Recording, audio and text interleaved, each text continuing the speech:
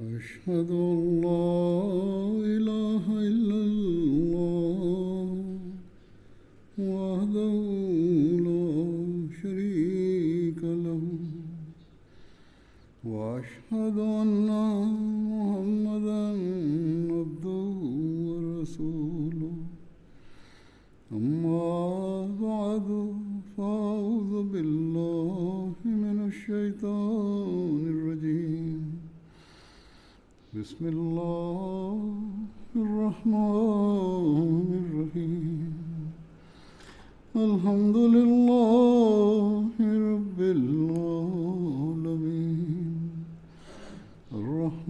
الرحمن الرحيم مالك يوم الدين إياك نعبد وإياك نستعين اهدنا الصراط المستقيم صراط الذين أنعمت عليهم غير المغضوب عليهم ولا الضالين.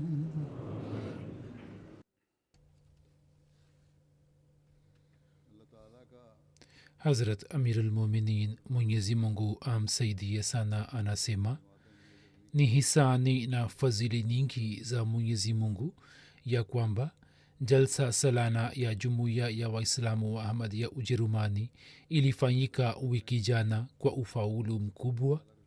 Hivyo kwanza kabisa tunatakiwa kumshukuru Mwenyezi Mungu ambaye baada ya muda mrefu ametujaalia kufanya jalsa salana kwa kiwango hiki kikubwa.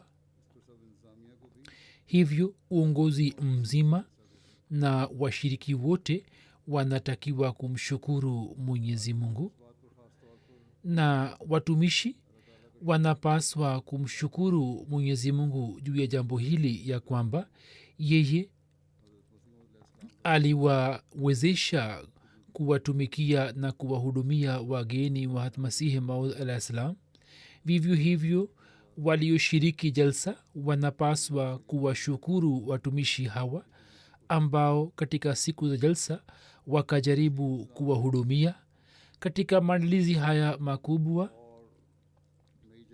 Na katika sehemu hii mpya yatakuwa yamebaki mapungufu mengi, bali yapo mapungufu yaliyotokea, na kwa namna moja ama nyingine wageni watalazimika kuvumilia shida mbalimbali. Na sawa na taarifa niliyopokea wakapata shida, lakini kwa kuwa walikuwa wamekuja na shabaha ya kidini, hivyo wageni hawakulalamika hata kidogo. Lakini nilipotaka kujua, nimejua ya kwamba baadhi ya mambo hayakuwa sahihi. Mengine nikahisi mimi mwenyewe. Ama kuhusu watoa huduma, wao wakatekeleza wajibu wao kwa juhudi kubwa, wasaidizi na watumishi wengine.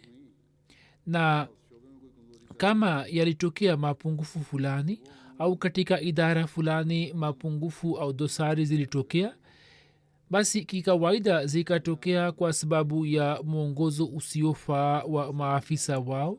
Hivyo popote pale ambapo wageni wamepata shida, basi maafisa wa uongozi wa jalsa wanawajibika, na amirsa pia anapaswa kuandika na kuangalia, kwani huo pia ni wajibu wake, na wafanye istighfar. Na kwa siku zijazo wakiandika mapungufu yao katika kitabu chao chekundu, basi wafanye juhudi ya kujirekebisha.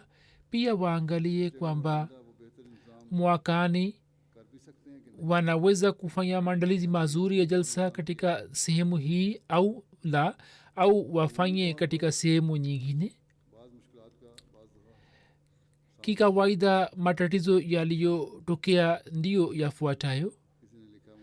Mwingine aliniandikia kwamba ngazi ya umeme haikuwa sawa, hivyo wakapata shida ya kupanda juu au kwenda chini. Lift ilikuwa haifanyi kazi, hivyo wakapata shida yake. Makazi tukapewa, lakini kulikuwa na mapungufu ya bafu au hayakuwa na maandalizi mazuri ya maji katika karlsruhe pale walipokuwa wamechukua sehemu ile ya kufanya jalsa walikuwa wamenipeleka huko na nilikuwa nimeangalia huko na pia nilikuwa nimewaambia kwamba wafanye maandalizi mazuri ya bafu na maji pia nilikuwa nimeangalia sauti japokuwa kumbi zile zilikuwa dogo lakini hata hivyo nilikuwa nimeona mapungufu ambayo wakajaribu kuyatatua na wakafanikiwa katika hilo lakini hapo hawakuangalia vizuri jambo hilo safari hii walikuwa hawakuniambia mambo yote kuhusu sehemu hizi bali wakaendelea kunitumia taarifa tu kwamba sehemu hii ni nzuri sana ya kufanya jalsa vivyo hivyo saa nyingine kwa sababu ya miongozo isiyofaa ya baadhi ya maafisa watu wa ulinzi waliendelea kutia vizuizi kikawaida wamefanya kazi nzuri sana lakini yapo mambo yaliyotokea katika sehemu mbalimbali na ndiyo maana lajna wamelalamika kwamba wakapata shida katika kufikisha chakula watu wa ulinzi wanatakiwa kukumbuka ya kwamba kazi yao si ya kuwazuia watu tu bali kazi yao ni kuwaongoza na kunatakiwa kuwepo timu ya idara hii ambayo iwafikishe wageni katika sehemu zao kwa kuwarahisishia na wawarahisishie katika hilo pia kuhusu idara ya tafsiri siku ya kwanza nilipata taarifa kwamba lajna wamepata shida na lajna hawakuniambia hilo bali idara ya translation yani idara ya tafsiri ya mta imeniambia kwamba tafsiri haikufanywa vizuri na baadaye baadhi ya wageni walisema kwamba sisi hatukuweza kusikiliza hutuba kwa sababu ya kukosa tafsiri yake swala la sauti katika ukumbi wa kina baba likaendelea kuibuka mara kwa mara na mimi katika siku za jalsa pia nikaendelea kuwaambia watu wa uongozi kwamba waangalie hilo afisa jalsa salana na afisa jalsagaa na msimamizi wa idara ya sauti hawa ndio wanaowajibika watu wanakuja kusikiliza jalsa kama hawakufanya maandalizi mazuri ya kuwasikilizisha basi kuna faida gani ya kufanya jalsa katika mambo mengine dosari zinaweza kuvumilika lakini katika maandalizi ya kusikiliza jalsa hatuwezi kuvumilia dosari yoyote hata masihi mola islam amesema kwamba hii si tamasha fulani ambapo watu wajumuike wala sina shabaha ya kuwakusanya watu kwamba ili niweze kuwaambia watu ubora wangu lakini kwa sababu ya kuto kupata sauti katika baadhi ya maeneo ilikuwa hali ya tamasha baadhi ya watu walitengeneza na wakarekodi video mimi nimeziangalia sawa na hisabu yangu watakuwepo watu wapatao 7 au 8 ambao hawakusikiliza vizuri jalsa salana uongozi unasema kwamba watu wanawajibika kwamba walikuwa wakiongea wakati wa jalsa lakini katika rai yangu afisa jalsagaa na watu wanaosimamia mambo ya sauti na watu wa malezi ndio wanaowajibika na wanatakiwa kutafakari juu ya jambo hili mimi kwa kuona hali hii nilihisi majuto nina imani kwamba wao pia watahisi majuto hata watu kama walikuwa wakiongea wakati wa jalsa basi kuna mapungufu katika malezi na tarbiyat na mbashiri mkuu na wabashiri ndio wanaowajibika kwamba kwa nini hawafanyi malezi mwaka mzima na hawawambii watu kuhusu utukufu wa vikao wasiwatuhumu watu muhamadia akiambiwa au akihimizwa basi kikawaida anaonyesha hulka njema na anaonyesha matendo mazuri na watu hawa walikuwa wamekuja kwenye jalsa hivyo haiwezekani kwamba kama wangekumbushwa basi wasingerekebika kwa wote vile zilikwepo dosari zao na kwa sababu yake dosari zingine zikatokea. Mimi nimeona ya kwamba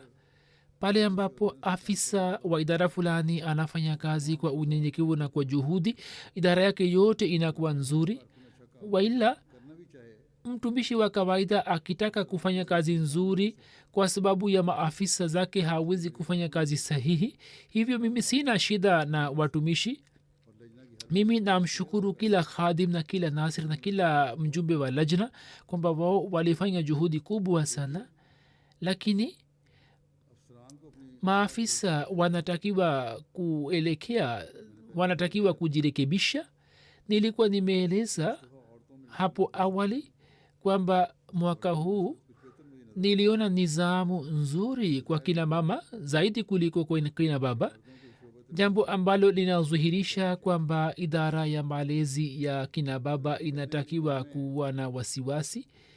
kaumu zinazopata maendeleo zikiangalia dosari zao na makosa yao ndipo zinafanikiwa na zinashinda. kwa kusema kwamba kila kitu ni sawa na kila kitu ni kizuri, msifunge njia za maendeleo yenu.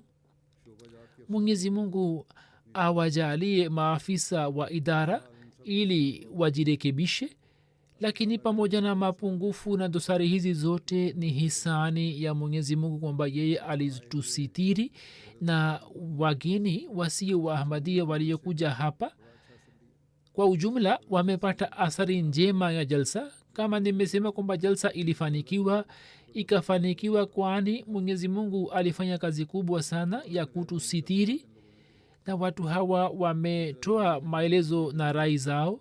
vivyo hivyo katika dunia kwa kupitia mta jalsa ilikuwa imetangazwa, ilikuwa imerushwa, wao pia wameisifu jalsa na matangazo yake. wakati huu nitaweka mbele yenu rai na maoni ya baadhi ya wageni. wameeleza rai nzuri, hivyo jumuiya ya ujerumani inapaswa kumshukuru mwenyezi mungu juu ya jambo hili, ya kwamba yeye kwa sababu ya jalsa hii ili iwezesha jamaat ya ujerumani kuwaambia watu kuhusu mafundisho sahihi ya islam. mwanamke mmoja mkristo atokaye bulgaria, dr veronika sotoilova, ambaye ni wakili na pia ni mhaziri chuoni, amefanya phd, anasema kwamba jalsa iliyofanywa ilikuwa nzuri sana. kila uso niliona sikukuta hasira au huzuni juu yake.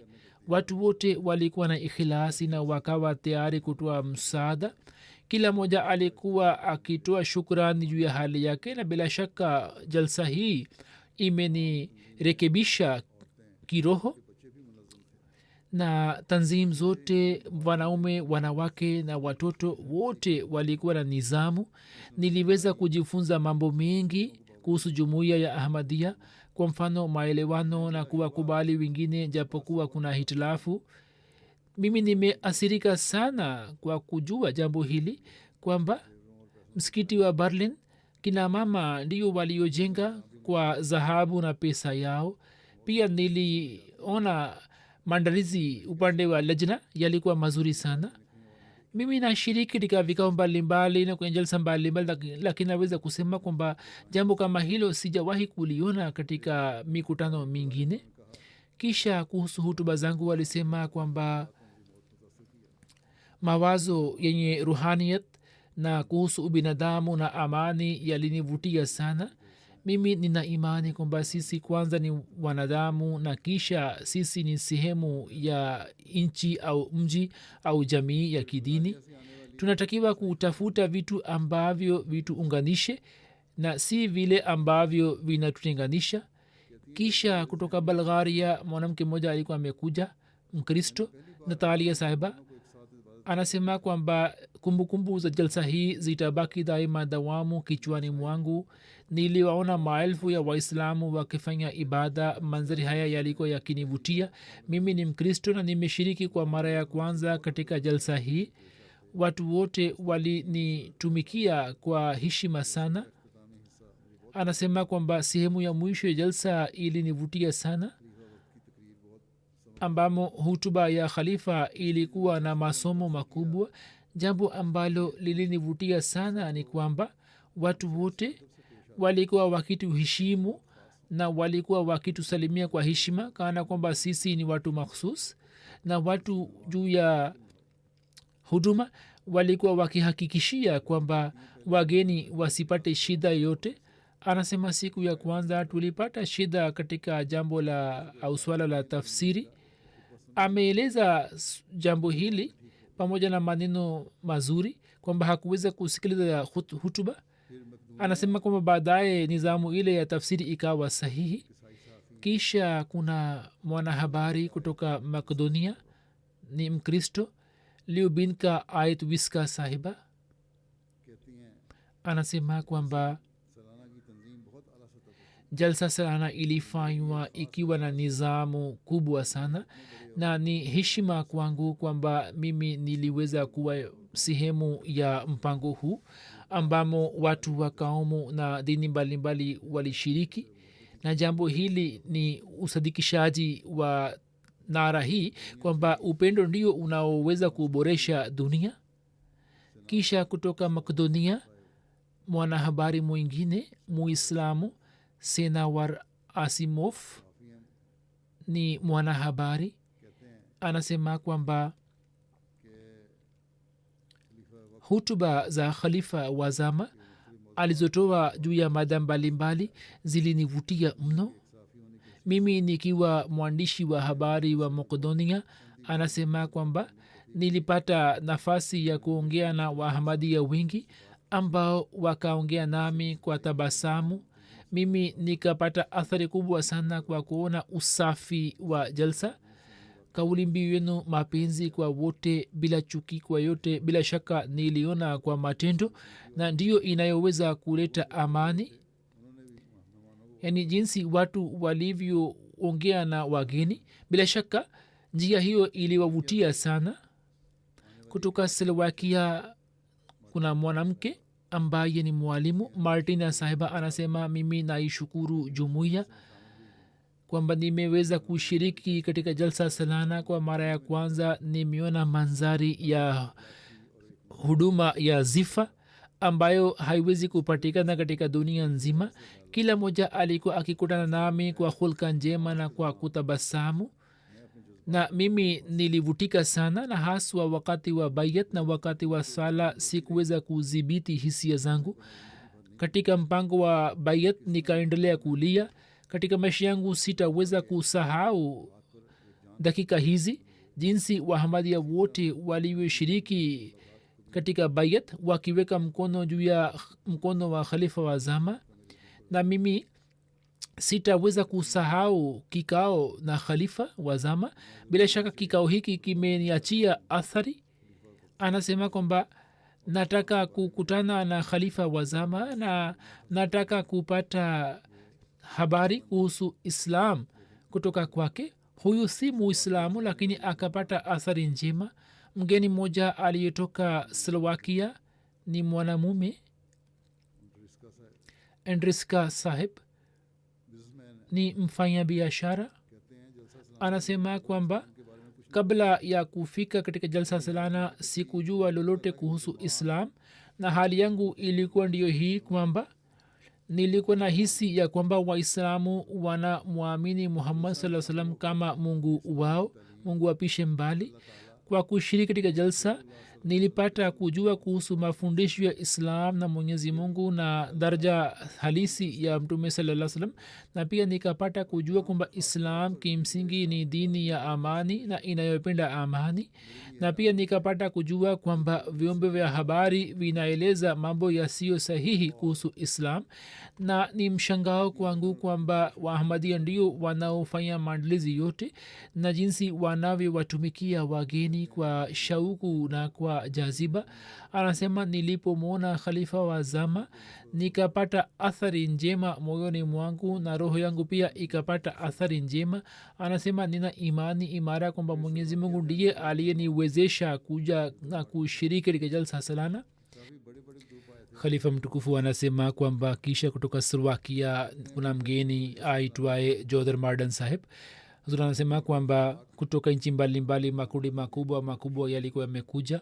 anasema kwamba niliweza kushiriki kwa mara ya kwanza katika jalsa salana na mimi kwa kuona hulka za waahmadia na ukarimu wao nikafurahi sana nikaweza kujifunza mengi katika jalsa salana waislamu na waahmadia haswa wanapenda amani na maonyesho yaliyoandaliwa na jumuiya nikayapenda sana na nikaweza kujifunza mengi kuhusu islam na mafundisho yake khalifa wa waahmadia anasema niliona kwamba kila ahmadia anampenda sana na yeye pia anawapenda na udugu na upendo huo ni hauonekani katika dunia katika maonyesho ramani kuhusu serbia na bosnia ilikuwa imetengenezwa nafikiri watu wa serbia wana malalamiko kwamba ramani yao haikutengenezwa vizuri hivyo wanahusika waangalie upya kutoka albania mgeni moja profesa dr jeep shukurti saheb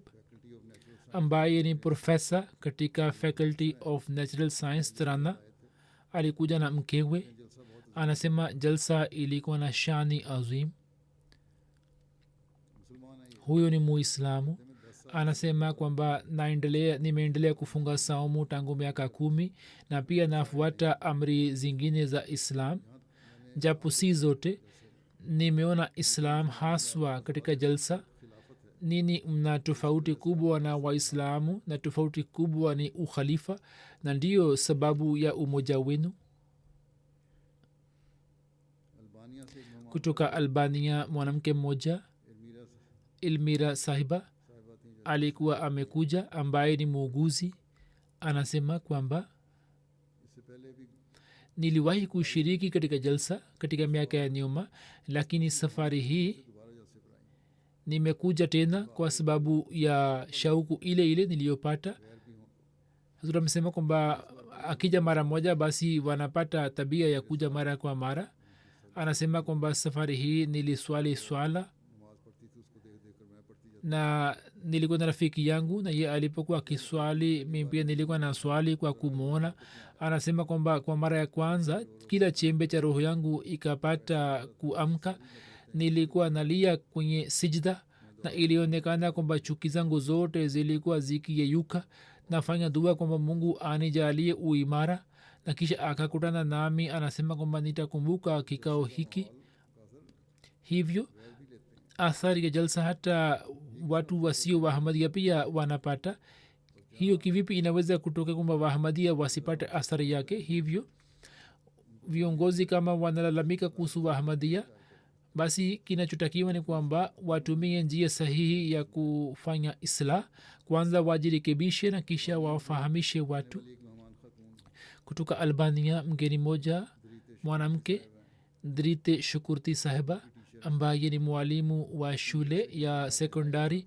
anasema maandalizi ya jalsa yalikuwa mazuri sana mimi ni mwalimu wa shule najua kwamba watoto wa zama hizi jinsi wanavyoleta shida lakini watoto wa hapa walikuwa wamepata ustaarabu mkubwa kila mmoja alikuwa anafanya shughuli zake hata atfal pia wamefungua njia za mahubiri anasema kwamba nilienda kuangalia ukumbi wa kutoa chakula nikawaona maelfu ya watu wakila chakula kwa amani bila ubishi wowote ilionekana kwamba ni nyuki za asali ambao wanajua kazi yao.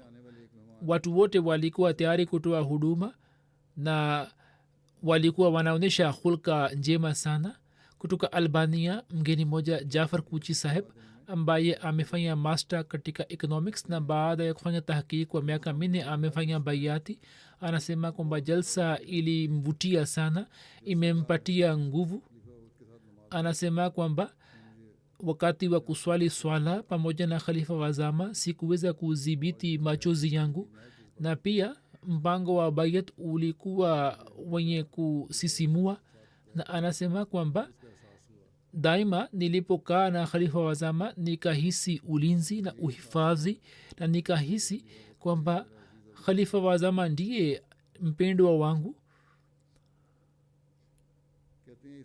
anasema kwamba lipo jambo moja ambalo sikulipenda, linahusika na watu, hivyo watu wanatakiwa kulikumbuka. nalo ni kwamba katika jalsa baadhi ya watu walikuwa wakiinuka na kwenda nje kabla ya hutuba kuisha. hivyo tufikiri jambo hili na tuwe na wasiwasi kwamba tusiwaachie wahamadia wapya athari isiyofaa. kutoka bosnia profesa moja haris saheb wa historia anasema kwamba kabla ya kuja kwenye jalsa nilipata kujua kwamba kutakuwepo maelfu ya watu na khalifa wazama atatoa hutuba.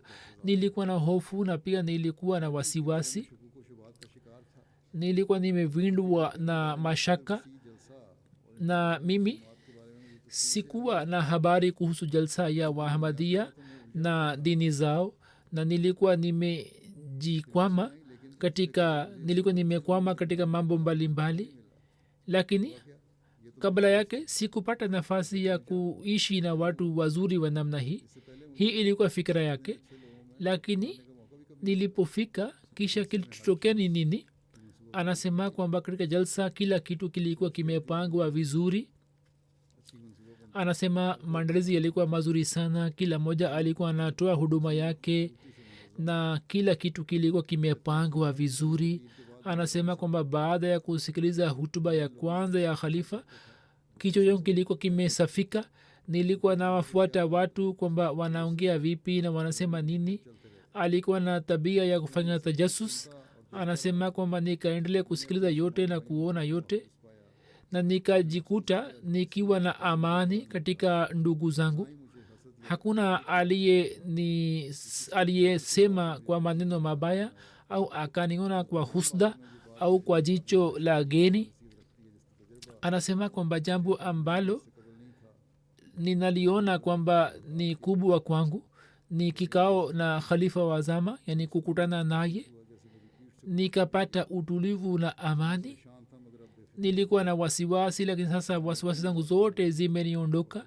mimi narejea kwa amani na narejea nikiwa na hazina ya elimu na mali.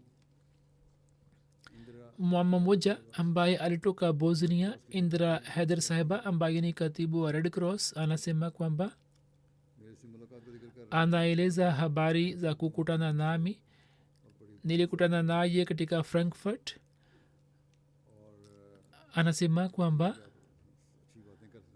anasema kwamba nilikutana na khalifa wazama, nikapata bahati ya kumsikiliza khalifa wazama moja kwa moja kuhusu jumuiya ya ahmadia na ubinadamu kwanza. anasema kwamba jinsi jumuiya inavyoendelea kutoa huduma kwa ubinadamu katika nchi yetu kwa ikhilasi.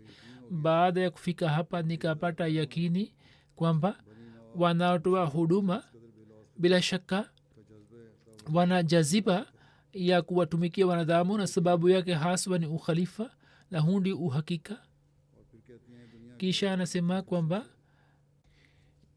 jumuiya ya ahmadia imewaunganisha watu wa aina mbalimbali kutoka sehemu mbalimbali za dunia katika mkufu wa umoja, na mimi nimehisi kwamba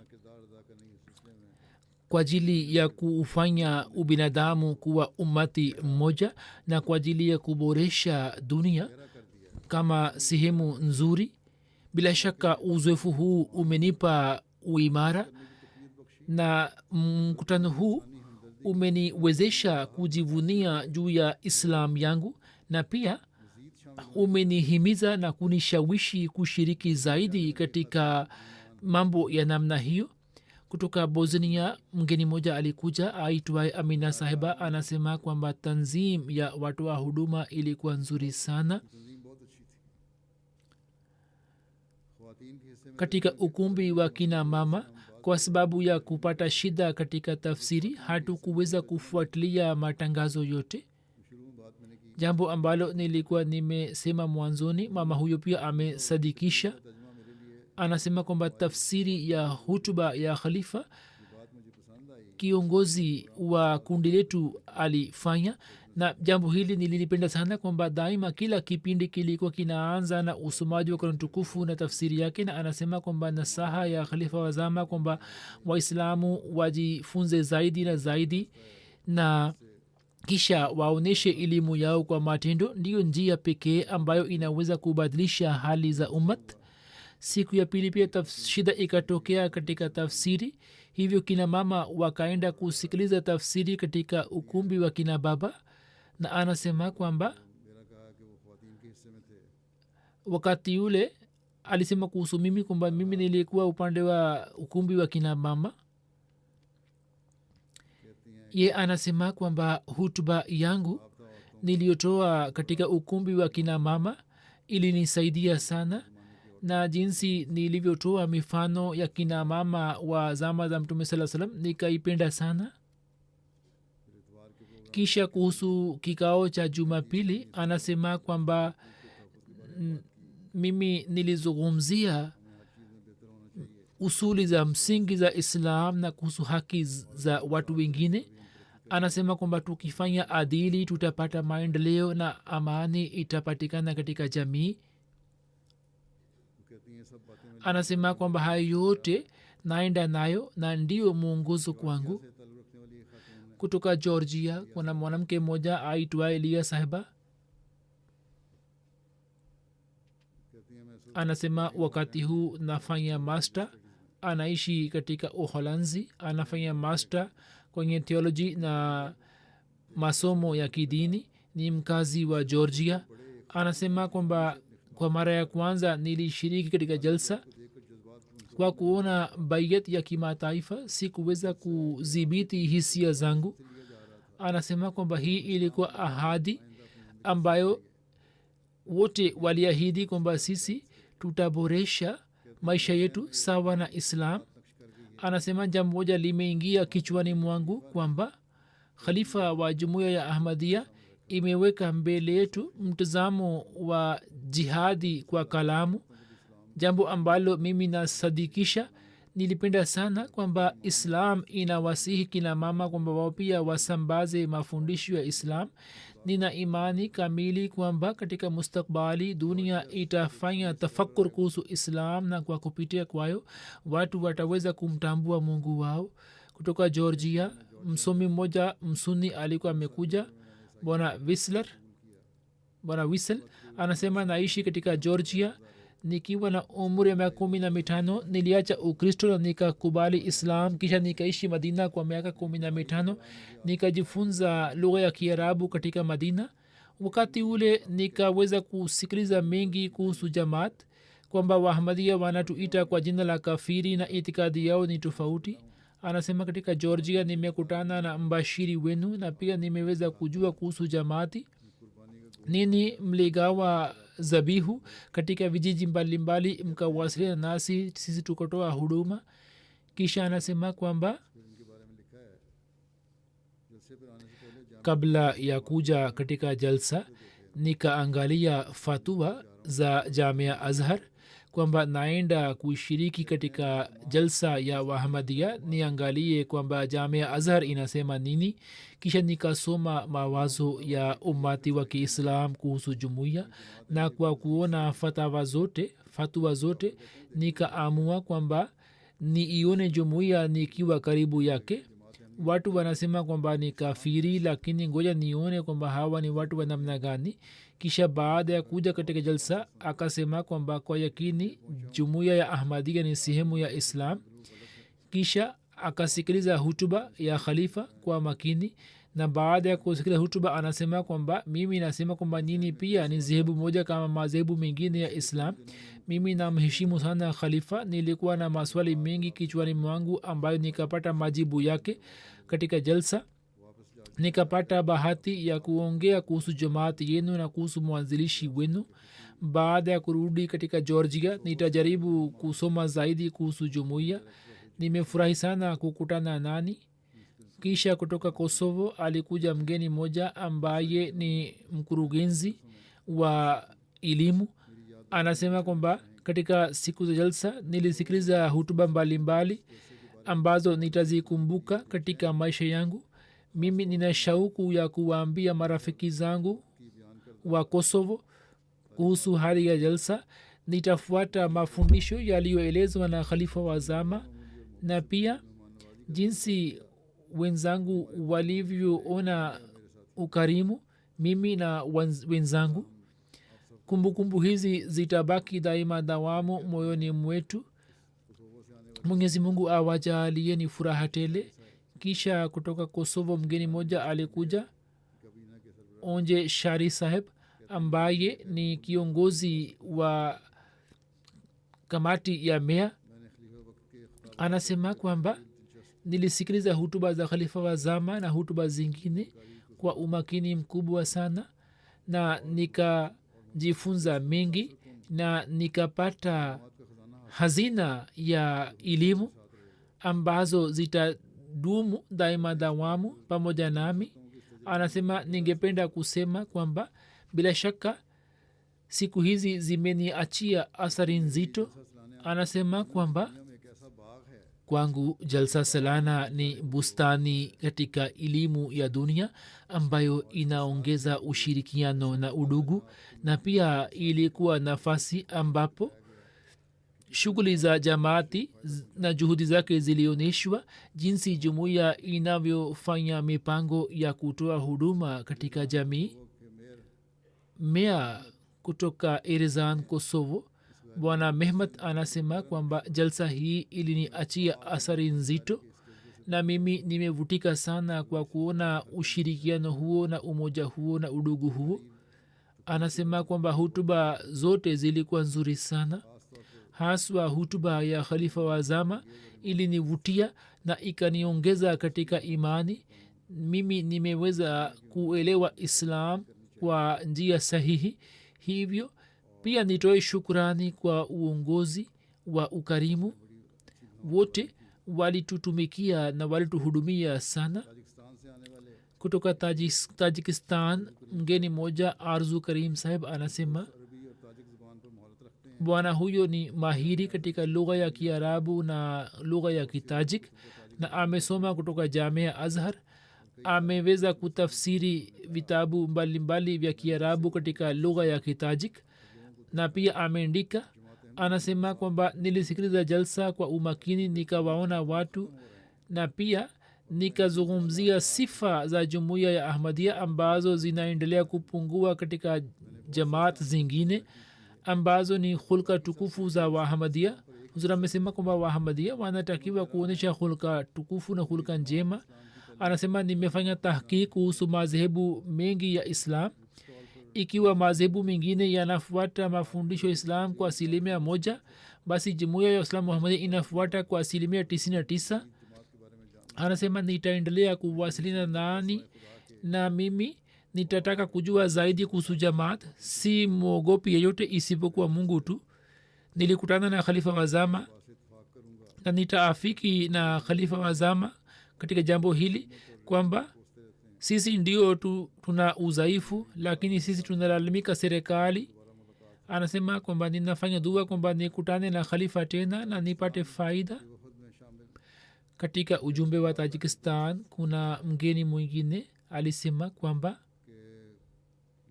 nilipokutana na khalifa wa zama niliweza kujua mengi kuhusu maswala ya tajikistan na jinsi tunaweza kutatua. nilifurahi sana kwa kujua kwamba khalifa wa zama ana wasiwasi kuhusu ubinadamu wote. anasema kwamba kabla ya kufika hapa nilikuwa nimeambiwa mambo yasiyofaa kuhusu jamaati yenu, lakini nimeweza kujifunza mengi kutoka jamaati yenu. Mbashiri wa tajikistan anaandika kwamba katika ujumbe wa tajikistan alikuwepo mtu mmoja ambaye tabia yake ilikuwa ni ya kupinga tu. Siku mbili za jalsa akaendelea kupinga mambo mbalimbali. Hata marafiki zake wakamwambia kwamba kwanza angalia mambo yote, usije ukapinga tu. Siku ya pili ya jalsa huyu alikutana nami na mimi nilianza kuongea naye. alikuwa amevaa barakoa. Nikasema kwamba vua barakoa uonyeshe uso wako. Nikaendelea kuongea naye kwa muda mrefu. Baada ya kikao kile mbashiri anasema kwamba mtu huyu akaonyesha furaha kubwa kwamba nimekutana na khalifa wa zama, na kisha akaendelea kuniombea. Na anasema kwamba ni jambo la ajabu kwamba kisha baadaye ye hakupinga jambo lolote, na kwa fadhili ya Allah moyo wake ukapata usafi na upingamizi wote ukaisha. Hazrat anasema kwamba kuna maoni ya baadhi ya waarabu walioshiriki katika jalsa salana. Kuna mgeni mmoja aitwaye Muhammad Ali anatokana na Syria. Anasema kwamba niliweza kujua kuhusu ahmadiyat kwa kupitia rafiki yangu mmoja. Rafiki yangu akanileta katika jalsa. Nilikuwa nia kwamba nitapitisha siku halafu jioni nitarejea nyumbani. Nyumba yangu ipo karibu. Nilipoona mazingira kwamba kila mmoja anatabasamu na mazingira ni mazuri kana kwamba wote wanajuana, anasema kwamba nilikuwa sikuona mazingira ya namna hiyo katika maisha yangu yote.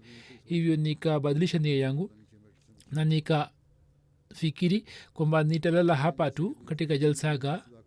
Anasema siku ya pili jalsa nikajua kuhusu ukweli wa jamaat, nikaamua kufanya bayati na Mungu akaniwezesha kufanya hivyo. Anasema kwamba nimepata athari kubwa sana kwa kuona nizamu ya Wahamadia. Kila moja anajua kuhusu wajibu wake, hata kama awe kiongozi au awe mgeni. Abdurrahman Ismail saheb anaandika kwamba nimeshiriki kwa mara ya kwanza katika jalsa salana. Katika dunia hakuna kundi la namna hiyo. Waliohudhuria kutoka dunia nzima walishiriki, na sikuona ubishi au mzozo katika sehemu yoyote, bali nikaona mifano ya upendo na mapenzi na udugu, na watu walioshiriki walikuwa wengi sana, na nikapata faida na nikapata uwezo wa kupata faida kubwa sana. Abdullah Izzat Iqilwi saheb ni kutoka Misri, anafanya master katika fizikia. Anasema katika fizikia tunaona kila kitu kwa mashaka, hivyo hiyo imekuwa sehemu ya tabia yangu. Nilikuwa nimefanya bayat muda mwingi kabla, na nilikuwa na uhusiano na jamaat na ukhalifa, lakini pole pole nikawa mbali na jamaati, nikapata mashaka kuhusu jamaati. Anasema kwamba mwaka huu nilipokuja katika jalsa salana nikachelewa kujisajili. Hiyo ilikuwepo kwamba katika usajili watu walikuwa wamepata shida, lakini ucheleweshaji huo ukampatia faida. Anasema nilipofika katika jalsaga hutuba ilikuwa imeshaanza, na nilipoingia katika ukumbi wa jalsa maneno yaliyoingia masikioni mwangu ni kwamba kama mtu aanze kuwa na zana mbaya, basi labda asiweze kuishi kwa siku moja katika dunia. Nilikuwa nasoma nukuu ya Masihi waislam kwamba asiweze kunywa maji, kwamba huenda mtu atakuwa ametia sumu ndani yake. Asiweze kula vitu vya sokoni, kwamba visije vikamwangamiza. Anasema niliposikia maneno hayo nikatetemeka. Ilionekana kwamba huo ulikuwa mpango wa Mungu, kwani sentensi ya kwanza ilikuwa tiba ya maradhi yangu. Anasema jambo hili haliwezi kivyake, na mimi nikapata athari kubwa sana, na zana zangu zote zikaisha na mashaka yote yakaniondoka. Alhamdulillah, baada ya kushiriki katika jalsa salana Mwenyezi Mungu ameniokoa kutoka mashaka na zana mbaya. Kutoka Cameroon Imam saheb alikuwa amekuja, ni imam mkuu wa Cameroon kutoka mji wa Douala, na pia ni mwenyekiti wa kamati mbalimbali za maulama wa mikoa miwili. huyu si ahmadia anasema kwamba nimeshiriki kwa mara ya kwanza katika jalsa hii na kwangu hili ni jambo la kushangaa kwamba watu walikutana kwa pamoja kwa furaha japokuwa wanatofautiana kirangi au kikaumu na sikuweza kuona ubishi wowote katika siku hizi tatu. Anasema kwamba nimejifunza mengi kwa kutembelea maonyesho mbalimbali na pia nimepata athari kubwa sana kwa kujua huduma za jamaat. Anasema hutuba za imam wa jumuiya zilikuwa zimejaa hekima. Hutuba alitoa upande wa kina mama ilinivutia sana. Kama sote tuanze kufuata miongozo hii basi maisha haya yawe kama pepo. Kisha anasema kwamba hutuba ya imamu wa jamaat ilikuwa imejaa na mafundisho mazuri aliyotoa katika ukumbi wa wageni. Imamu wa jumuiya alieleza mafundisho ya islam mpaka kila muislamu anapaswa kujivunia kwa juu ya dini yake. Na wakati huu mwenyezi mungu amemuinua khalifa wa zama ili kueleza mbele ya dunia mafundisho ya islam. Na anasema hutuba zingine pia ziliniongeza katika elimu. Kisha kutoka Czech Republic Profesa Daniel Saheb alikuja kushiriki katika jalsa salana. Anasema kwamba vitu vingi vilinipatia athari njema, vilinivutia. Moja kwamba wakati wa swala niliona kwamba jinsi wahamadia walivyokuwa wakiswali swala pamoja na khalifa wa zama mpaka nikahisi kwamba wanapumua pale khalifa wa zama anapopumua kana kwamba wamekuwa mwili mmoja. Nimeona kaumu na dini nyingi na watu wengi wa dunia, lakini umoja huo niliona kwa mara ya kwanza. Anasema nilipata nafasi ya kutembelea maonyesho mbalimbali ya dunia na niliona ulinzi au watu wa ulinzi wakiwa na tabia kali, lakini katika jalsa salana niliona watumishi wote wakiwa na tabasamu na mazingira yalikuwa mazuri sana na yalikuwa na amani.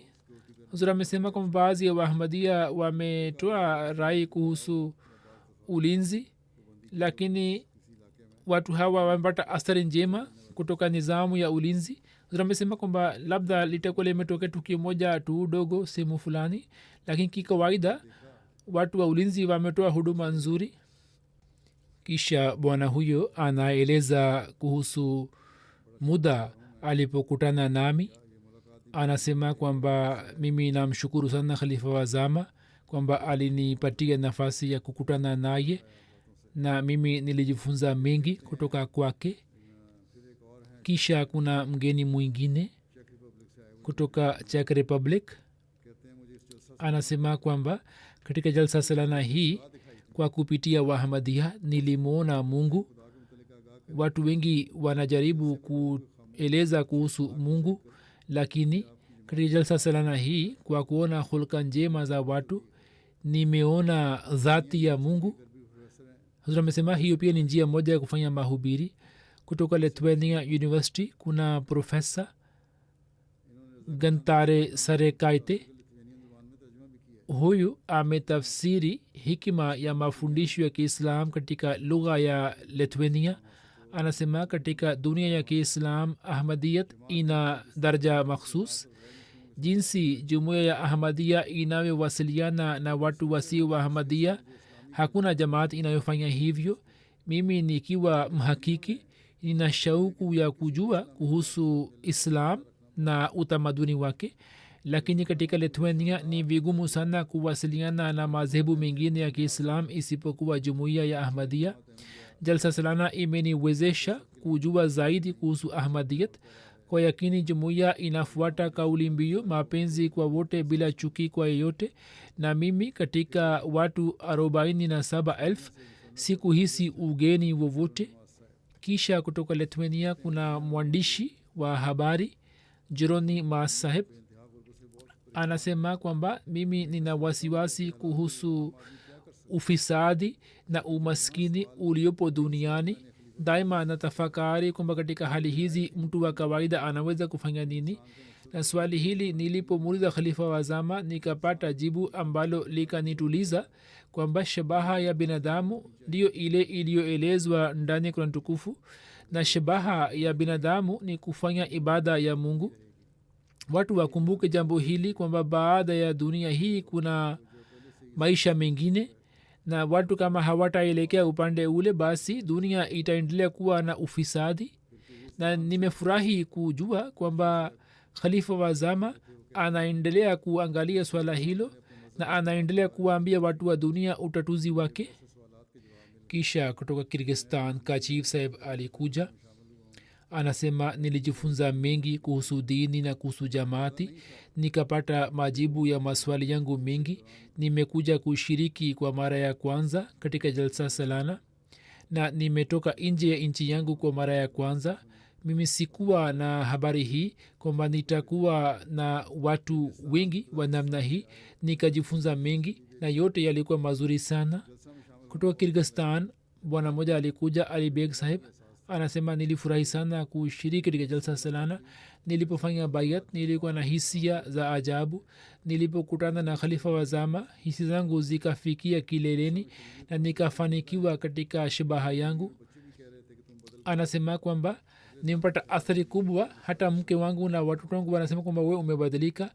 Mwakani nina nia ya kuja na mke wangu na watoto wangu.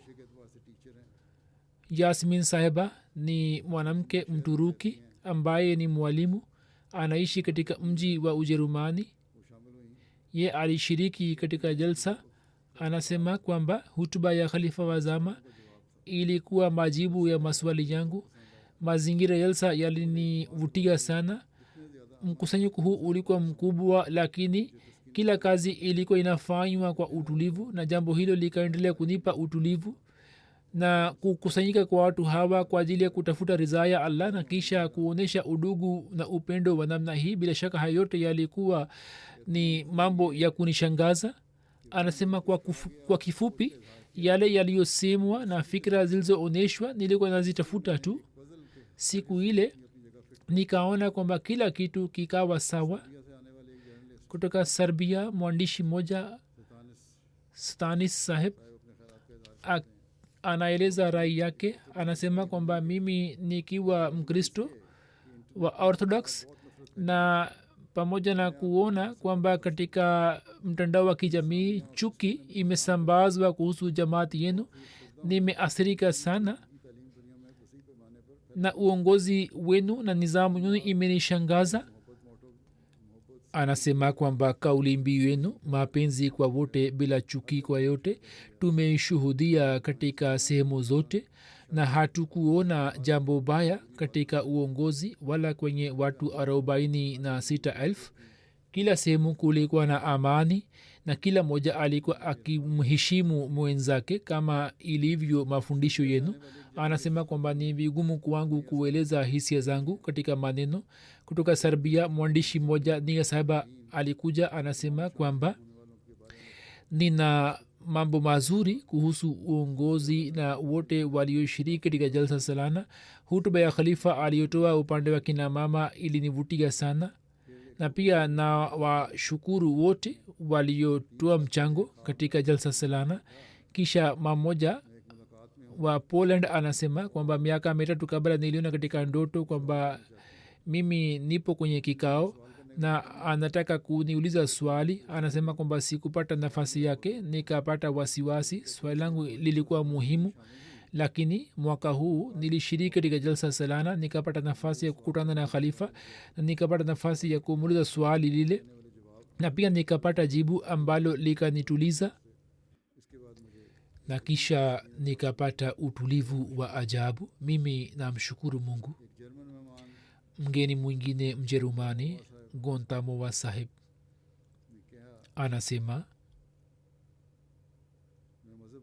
mimi naiona dini ya Islam kwa jicho la kuipinga, lakini hata hivyo nimesikiliza hutuba ya khalifa kwa uangalizi mkubwa.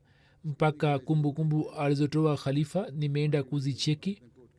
Aya ambazo nilikuwa nimezisoma ameenda kuangalia kwamba je ni sahihi au la anasema kwamba mimi nalazimika kukiri kwamba kwa kusikia hutuba ya khalifa nimeshangaa sana kwamba khalifa ametoa usisitizo mkubwa kuhusu amani na udugu bila shaka khalifa ametoa hutuba nzuri sana mimi nalazimika kusema kwamba nini hamwezi kupiga hisabu kuhusu mshangao wangu kwani khalifa wa zama ameonyesha picha ya islam yenye amani ambayo kikawaida haionekani kwa yakini nazari yangu kuhusu islam imebadilika na mimi sikuwa na elimu kuhusu mafundisho ya islam leo kwanza nilisikiliza hutuba ya khalifa wa zama nikiwa katika ukumbi wa kina baba sikujua kwamba huyu ni khalifa lakini niliposikia hutuba nikapata athari kubwa na kisha alipokuja juu jukwaa la wageni nikajua kwamba huyu ni khalifa na nikapata furaha kwamba sasa nitamsikiliza moja kwa moja kuna mgeni mjerumani kiwan saheb anasema kwamba nimeshikwa na mshangao kwa kusikia hutuba ya khalifa sina maneno ya kueleza lakini nachoelewa ni kwamba kila moja afuate mambo ambayo khalifa wa zama ameyaeleza na kisha kuhusu kutabasamu khalifa ameeleza jambo ambalo ni muhimu sana kuna mapungufu katika ujerumani anasema kwamba tunatakiwa kutabasamu jambo ambalo hatulifanyi kuhusu daraja ya kina mama mimi naafiki na maelezo yako na naelewa kwamba yote alieleza khalifa ni sahihi na kweli kuna mgeni mwingine mjerumani christian ni mjumbe wa televisheni ya katoliki anasema hutuba ya khalifa ilinivutia sana anasema kwamba jinsi khalifa wa zama alivyoeleza usuli za msingi na pia akaweka wazi kwamba mwenyezi mungu ndiye aliyefundisha usuli hizi na sio usuli ambazo zimetengenezwa na uno anasema kwamba viongozi wengine wa dini pia wafuate njia hiyo hiyo anasema kwamba tunatakiwa kufanya tafakur juu ya hutuba yake kwani na tujue kwamba anataka kumaanisha nini nimefanya tahkik kuhusu mafundisho ya islam na nazaria kuhusu islam ni nzuri sana mafundisho aliyoeleza khalifa kuhusu kina mama ni mazuri sana na mimi natamani kwamba watu wakumbuke kwamba haki hizi hazikusimamishwa na ngo au uno bali mungu amesimamisha kwa kupitia dini mgeni mwingine mjerumani willian saheb anasema anaeleza hisia zake anasema kwamba mimi nilihisi amani nilipokutana na khalifa wa zama na yote aliyozungumzia yalikuwa mazuri sana na aliposema kwamba mtu anapoishi nchini aitumikie nchi na pia jambo alilosema kuhusu majirani kwamba majirani ni mpaka nyumba 40 jambo hili lilikuwa kubwa kwangu katika ukristo pia kuna mafundisho kuhusu haki za majirani lakini haikuelezwa kwamba nani anaingia humo lakini islam imeeleza mafundisho bora zaidi kuhusu ujirani mkristo anasema hayo kuna mwanamke mmoja wa georgia anasema nimesikiliza hutuba zote za khalifa nikapata athari kubwa sana na hutuba hizi zimenifahamisha kwamba integration ya kweli maana yake ndiyo hii kwamba binadamu aitumikie dini na kaumu na ubinadamu wake anasema mazingira ya jalsa yalinivutia sana kwani watu wa kaumu na matabaka mbalimbali walikuwa wamejumuika kwa amani na kwa upendo jambo ambalo hatuwezi kuliona katika sehemu zingine hutuba ya lajna katika hutuba ile nilipata kujua kwa mara ya kwanza kuhusu kina mama waislamu na jinsi islam inavyosimamisha daraja yao na wampita kina mama waislam walioshiriki katika vita mehman ali bakar saheb ni mwakilishi wa green muslim party wa australia hiyo itakuwa austria anasema kwamba hutuba ya khalifa ilinivutia sana mambo aliyoeleza ni muhimu sana kwa waislamu bali kwa watu wote wa jamii na kusema kwamba amani mufanye juhudi ya kusimamisha katika dunia nzima. Jambo hili lilinivutia sana. Kisha kuna mwanamke mwingine Mjerumani, Meman Mai Sahiba.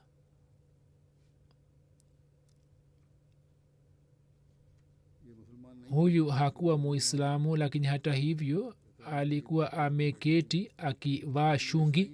Anasema mimi ni Mkristo, na wakati wa kusikiliza hutuba ya khalifa nilihisi kwamba tofauti yetu ni ndogo sana, tunaweza kuishi kwa amani, na nimeathirika sana.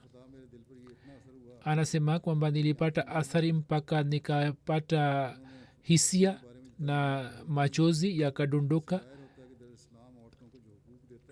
na mafundisho aliyoeleza kuhusu kina mama yanadhihirisha kwamba islam inatoa haki kwa kina mama. Anasema kwamba nimeshuhudia katika jalsa salana kwamba mafundisho haya yanafuatwa, ni si maneno tu bali yanafuatwa. Anasema kwamba mambo yaliingia moyoni mwangu na nimeona watu wakilia kwa kusikiliza mambo hayo. Wakati wa jalsa salana watu wapatao 39 wa nchi 7 walipata bahati ya kufanya baiati. Mgeni moja aliyetoka Serbia,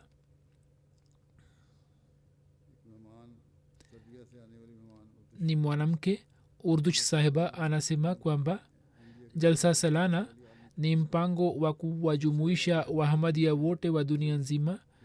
Mpango wa bayat uliniachia athari ya kiroho na kihisia. Tuliweka mikono juu ya mabega ya mingine. Sikuelewa hata neno moja, lakini yote yaliyosemwa yakaingia moyoni mwangu na kichwani mwangu, na yakanitetemesha na yakanipeleka karibu na Allah, na nikapata machozi kwa sababu ya baiati.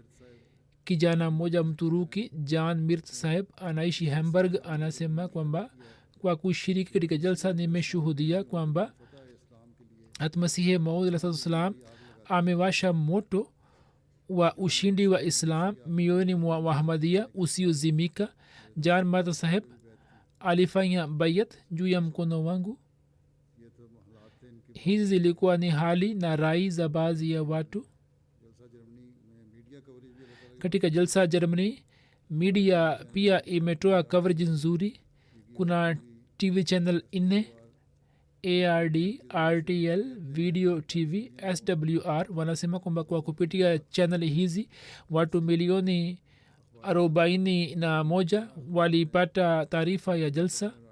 Magazeti 11 ya Ujerumani yalichapisha habari mbalimbali kuhusu jalsa, na watu milioni 50 walipata ujumbe wa jamaat. Kwa kupitia redio, kuna radio station 5 zilirusha matangazo yetu na habari zetu. Wanasema kwamba watu milioni 14 walipata ujumbe wa jamaat. Kwa kupitia online media coverage watu milioni 2 walipata ujumbe wa jamaat, na kwa ujumla wanasema kwamba milioni 108, yani watu milioni 108 walipata ujumbe wa jamaat na habari za jalsa kwa kupitia njia hizi zote. Mwenyezi Mungu azalishe matokeo mazuri na bora katika siku za usoni. Hizi zilikuwa ni ripoti fupi. Kama nilivyosema, kulikuwa na maoni na rai nyingi, nilikuwa nimezichagua chache. Hii ni hisani ya Allah kwamba anatusitiri, na pia ufunguzi wa misikiti mbalimbali umefanywa. Katika vipindi hivi pia watu wametoa rai nzuri. Baadhi walisema kwamba tulikuwa hatujui kwamba ahmadiyat ni nini na mafundisho ya islam ni nini, jinsi islam inavyotoa usisitizo kuhusu haki za binadamu na haki za Allah. Sasa watu wameeleza na wamesema kwamba rai yetu imebadilika. Pia watu wamelalamika wakisema kwamba wahamadia tunaowajua hawajatuambia kuhusu mafundisho mazuri ya islam, hivyo kuna haja ya kupanga mpango mzuri wa mahubiri. Kila ahmadia bila shida yoyote anapaswa kuwaambia watu kuhusu utambulisho wa islam na hatmasihi maula islam. Kwa mfano kijana moja muirani alikuwa amekuja katika jalsa, alikutana na ahmadia moja, rafiki yake moja alikuwa amemleta katika jalsa. Alisema kwamba nimepata shida baada ya kufika hapa. Anasema vipi? Alisema kwamba baada ya kuja hapa nimejua kwamba nini mnamwamini Mirza Ghulam Ahmad Qadiani kama nabii, lakini alipofahamishwa kwamba sisi tunamkubali nabii kwa maana gani, tunamkubali nabii akiwa nabii mfuasi wa mtume Muhammad saa salam, na tunakubali kwamba huyu ndiye Isa aliyetakiwa kuja. Alisema hayote ni sawa, lakini kwa nini rafiki yangu hakuniambia? Huyu ni rafiki yangu tangu miaka mingi.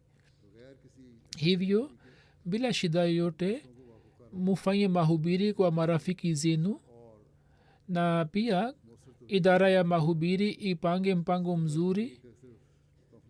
Yani hii si kazi pekee ya idara ya tabligh kwamba igawe vipeperushi na isambaze vipeperushi. Tumezungumzia mambo ya amani. Sasa tuna haja ya kupiga hatua ijayo kwamba kivipi amani itapatikana. Amani itapatikana kwa kumkubali masihi maud na madhi maud. Hivyo mumkubali.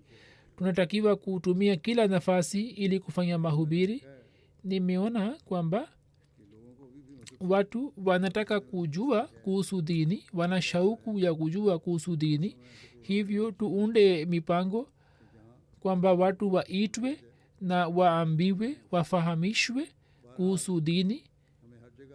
Sisi tunatakiwa kuangalia upya na kujichunguza pale ambapo yametokea mapungufu katika mambo ya jalsa au katika idara fulani. Tufanye tafakur juu yake, si maandalizi ya jalsa tu, bali tuangalie kila idara. Idara ya tabligh inafanya kazi nzuri sana, lakini bado inaweza kufanya vizuri zaidi. Mkipanga mipango mizuri na mikakati mizuri na mkiomba msaada wa Allah na kufanya dua, mufanye kazi yenu. Baadhi ya watu wamelalamika, kazi yenu ni kuondoa malalamiko yao kama nilivyoeleza. Inshallah daima mufanye juhudi kwamba sisi kazi yetu ni kufanikiwa katika kufikia shabaha ya jalsa, yani uongozi, na pia wanaoshiriki vile vile. Kama nilivyosema kwamba mgeni mmoja alisema kwamba washiriki walikuwa wakiondoka huku jalsa inaendelea, na ye hakupenda hilo. Idara ya malezi iangalie swala hilo na kuna haja ya kufanya kazi juu yake. Mwenyezi Mungu aturehemu na atujalie tuweze kufanikiwa.